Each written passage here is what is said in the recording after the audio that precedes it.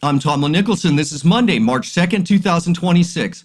President Trump stated that U.S. combat operations in Iran will continue until all objectives are met, following the confirmation of 3 American troops killed and 5 seriously wounded in Iranian counterattacks. He emphasized the need to average the losses while signaling eventual willingness to engage in talks with Iran's new potential leadership. The U.S. and Israel launched Operation Epic Fury, resulting in the death of Iranian Supreme Leader Ayatollah Khamenei and other top officials through coordinated strikes. Reports indicate ongoing bombardments targeting military sites, with Iran experiencing a near-total internet blackout amid the escalating conflict. Congressional Democrats criticize the strikes on Iran as unauthorized acts of war, urging the immediate vote of the War Powers Resolution to restrict further military actions.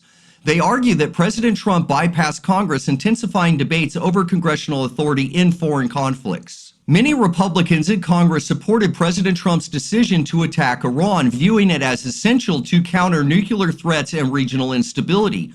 However, the action has highlighted divisions within the party ahead of the midterm elections. Initial polls show that 1 in 4 Americans approve of the U.S. strikes on Iran, with significant disapproval among Democrats and independents. Concerns over potential escalation and additional casualties have contributed to the low public support. Secretary of State Marco Rubio is scheduled to brief congressional leaders on the Iran situation amid calls for greater transparency from the administration.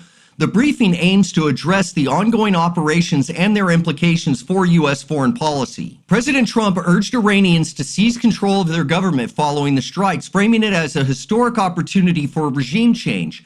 Analysts note historic changes in achieving such outcomes through external military intervention. Lawmakers from both parties expressed opposition to deploying U.S. ground forces in Iran, emphasizing the risk of prolonged engagement. Discussions focused on strategies beyond airstrikes to avoid deeper involvement. Former Vice President Kamala Harris accused President Trump of dragging America into an unwanted war during a visit in Wisconsin. Her comments reflect broader Democratic concerns over the strike's legality and consequences. The CIA had tracked Iranian leaders for months prior to the attacks, enabling precise strikes that occurred nearly simultaneously in multiple locations.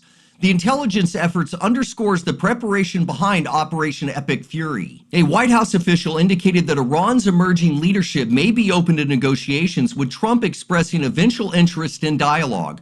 However, military operations continue unabated in the interim. Hezbollah fired rockets in response to the strikes, and 1 person was killed in Bahrain amid wider regional tensions.